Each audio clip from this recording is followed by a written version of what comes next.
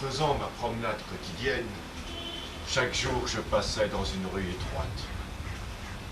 Chaque jour, une jeune fille svelte de 10 ans me suivait à distance, respectueusement, le long de cette rue, en me regardant avec des paupières sympathiques et curieuses. Elle était grande pour son âge et avait la taille élancée. D'abondants cheveux noirs, séparés en deux sur la tête, tombaient en tresses indépendantes sur des épaules marmoréennes.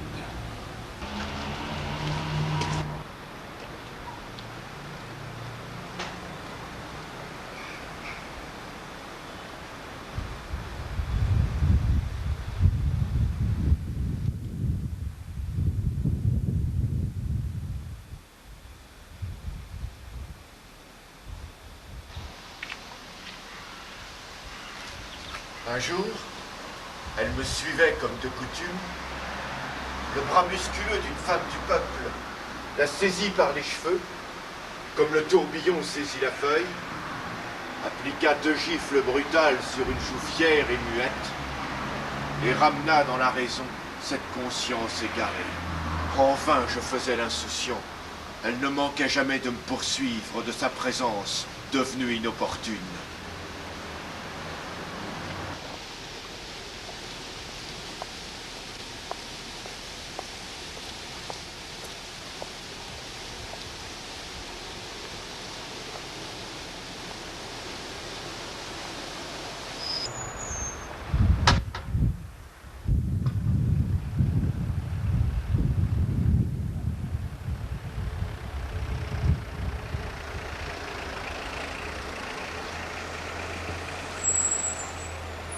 Lorsque j'enjambais une autre rue pour poursuivre mon chemin, elle s'arrêtait au terme de cette rue étroite, immobile comme la statue du silence, et ne cessait de regarder devant elle jusqu'à ce que je disparusse. Un jour, cette jeune fille me précéda dans la rue et emboîta le pas devant moi. Si j'allais vite pour la dépasser, elle courait presque pour maintenir la distance égale. Mais si je ralentissais le pas, afin qu'il y eût un espace de route assez grand entre elle et moi, alors elle le ralentissait aussi, et y mettait toute la grâce de l'enfance.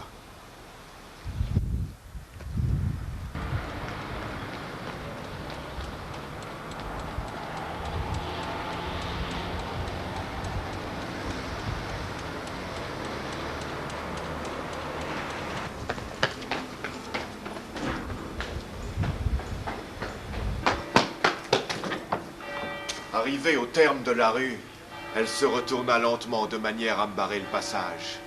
Je n'eus pas le temps de m'esquiver et je me trouvais devant sa figure.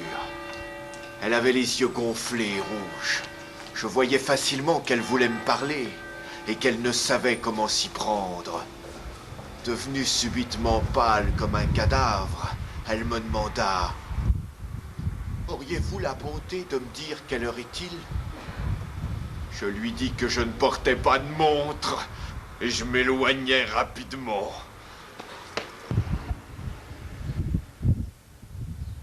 Depuis ce jour, enfant à l'imagination inquiète et précoce, tu n'as plus revu dans la rue étroite le jeune homme mystérieux qui battait de sa sandale lourde le pavé des carrefours tortueux. L'apparition de cette comète enflammée ne reluira plus comme un triste sujet de curiosité fanatique sur la façade de ton observation déçue. Et tu penseras souvent, trop souvent, peut-être toujours, à celui qui ne paraissait pas s'inquiéter des maux ni des biens de la vie présente et s'en allait au hasard avec une figure horriblement morte, les cheveux hérissés, la démarche chancelante, les bras nageant aveuglément dans les eaux ironiques de l'éther, comme pour y chercher la proie sanglante de l'espoir, ballottée continuellement dans les immenses régions de l'espace, par le chasse-neige implacable de la fatalité. Tu ne me verras plus. Et je ne te verrai plus.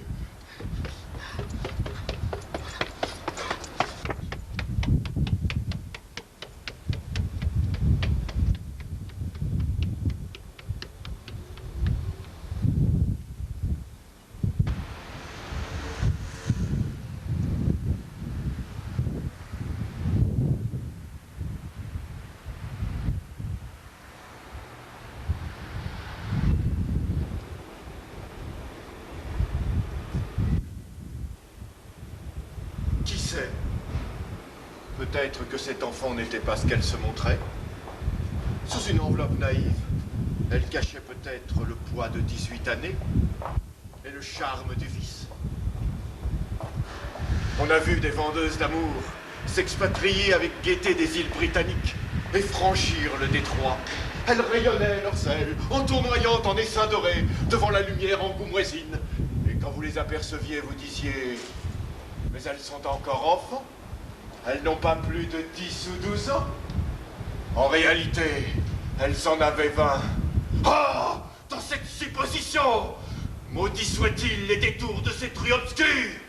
Horrible, horrible ce qui s'y passe. Je crois que sa mère la frappa parce qu'elle ne faisait pas son métier avec assez d'adresse.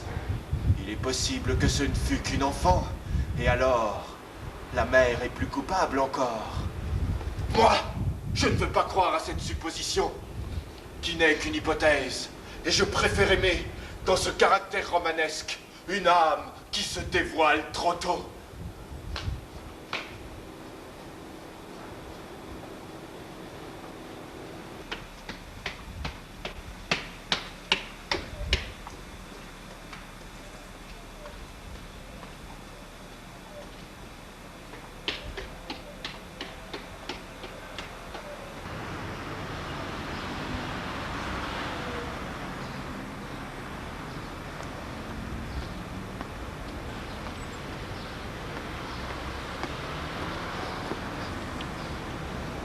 Ah, vois-tu, jeune fille, je t'engage à ne plus reparaître devant mes yeux.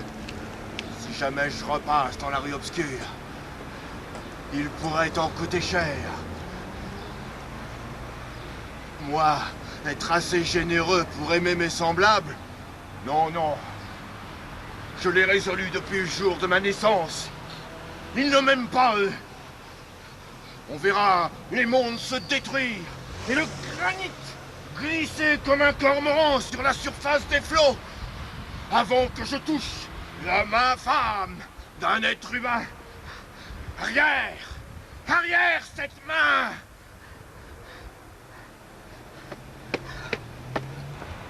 Jeune fille, tu n'es pas un ange, et tu deviendras en somme comme les autres femmes.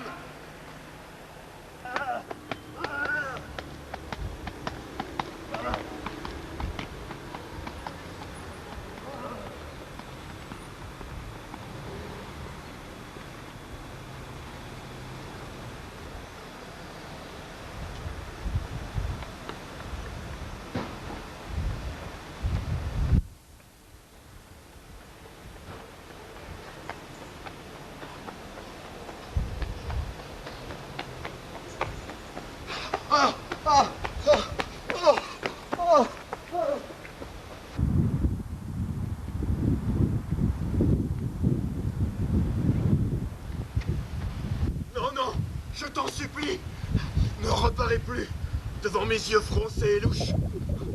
Dans un moment d'égarement, je pourrais te prendre les bras, les tordre comme un linge lavé dont on exprime l'eau, ou les casser comme de branches sèches et te les faire ensuite manger en employant la force. Je pourrais, prenant ta tête entre mes mains d'un air caressant et doux, enfoncer mes doigts avides dans les lobes de ton cerveau innocent pour en extraire le sourire aux lèvres, une graisse efficace qui lave mes yeux endoloris par l'insomnie éternelle de la vie. Je pourrais, cousant tes paupières avec une aiguille, te priver du spectacle de l'univers et te mettre dans l'impossibilité de trouver ton chemin. Ce n'est pas moi qui te servirai de guide. Je pourrais, soulevant ton corps vierge avec un bras de fer, te saisir par les jambes, te faire rouler autour de moi comme une fronde, concentrer mes forces sur la dernière circonférence et te lancer contre la muraille. Chaque goutte de sang rejaillira sur une poitrine humaine pour effrayer les hommes et mettre devant eux l'exemple de ma méchanceté. Ils s'arracheront des lambeaux et des lambeaux de chair. Mais la goutte de sang reste ineffaçable et brillera au centre comme un diamant. Sois tranquille. Je donnerai l'ordre à une demi-douzaine de domestiques de garder les restes vénérés de ton corps et d'en préserver les restes de la faim des chiens voraces. Sans doute, le corps est resté plaqué contre la muraille comme une poire mûre et n'est pas tombé à terre. Mais les chiens savent accomplir des bonds élevés si l'on y prend garde.